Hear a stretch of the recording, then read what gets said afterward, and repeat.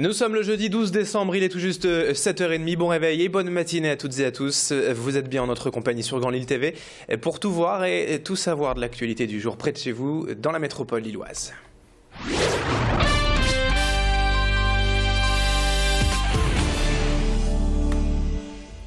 Et l'information principale évidemment ce matin, c'est donc la grève aujourd'hui sur le réseau ferroviaire.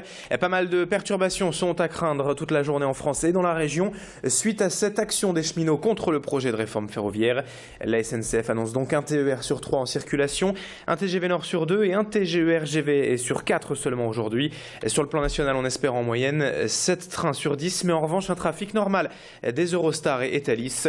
Notez que la direction régionale de la SNCF évoque des risques de perturbations jusqu'à lundi matin, tout le week-end. D'autres informations seront donc données d'ici là, bien évidemment. Notre journaliste David Bollard est à la gare Lille-Flandre ce matin. Les images et les réactions à suivre dans nos prochaines éditions. Mais déjà, ce jeudi matin, on vous propose tout de même un rappel des revendications des cheminots avec les explications de ce représentant syndical interrogé hier par nos équipes. Cette séparation, elle est source de dysfonctionnement, d'intérêts qui ne sont pas convergents entre la SNCF et la RFF. Ce sont des rapports marchands qui se sont instaurés entre les deux entités. Il y a des doublons, c'est source d'inefficacité, chacun se renvoie la balle, notamment sur l'entretien du réseau ferroviaire. Nous, ce qu'on pense, ce qui est de nature à répondre, c'est une réunification du système, d'entreprises publiques, de services publics intégrés, et pas un éclatement en trois épiques qui ne risquerait qu'accroître les dysfonctionnements actuels. Autre actualité à la une en ce jeudi, la nouvelle réglementation douanière en vigueur au 1er janvier et qui permettra désormais à chaque Français de ramener de l'étranger jusqu'à 10 cartouches de cigarettes.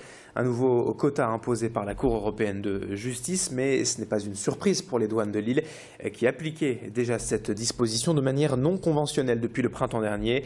Le trafic de cigarettes reste néanmoins une priorité pour les douanes de la région, notamment avec la proximité de la frontière belge.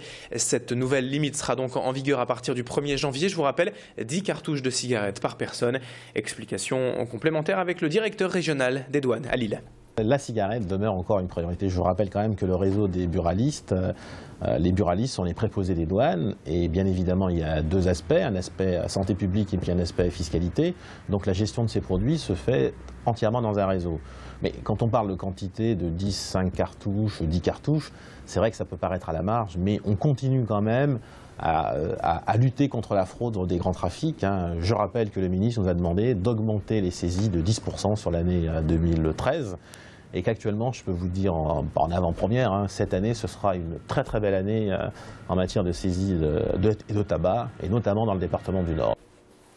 7h33 sur Grand Lille TV et autre actualité à la une en ce jeudi, la liquidation judiciaire est prononcée hier par le tribunal de commerce de Lille Métropole pour l'imprimerie roubaisienne Deschamps.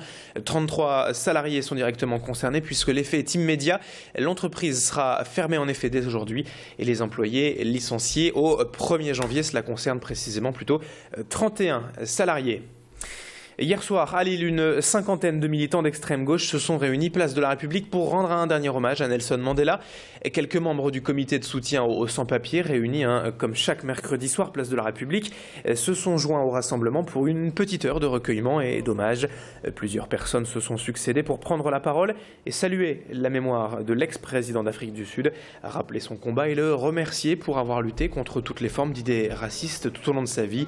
Idil Gunay était présente et a recueilli hier les propos de Joseph Demeulmester du Parti communiste lillois qui revient sur une certaine forme d'hypocrisie quand même de plusieurs pays dans le monde qui n'avaient pas forcément défendu Nelson Mandela avant. Alors que Mandela, une fois disparu, fait l'unanimité, on ne devait pas oublier que dans plusieurs endroits dans le monde, il subsistait des situations d'injustice où certains peuples sont aujourd'hui victimes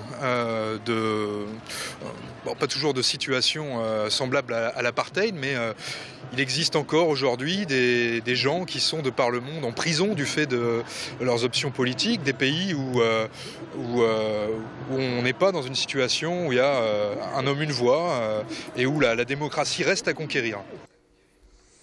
D'autres images dans cette édition à l'occasion de la nuit des modèles vivants hier soir au Palais des Beaux-Arts de Lille. Un rendez-vous toujours très apprécié et des artistes amateurs mais aussi des étudiants en art ou architecture. 500 personnes étaient réunies hier pour s'exercer à l'art du nu. La soirée avait pour thème les illuminations, du nom d'ailleurs de l'exposition temporelle actuellement à voir au Palais des Beaux-Arts. 3 modèles étaient donc présentés dans un décor spécialement confectionné pour l'occasion par des élèves de l'école d'architecture et de paysage.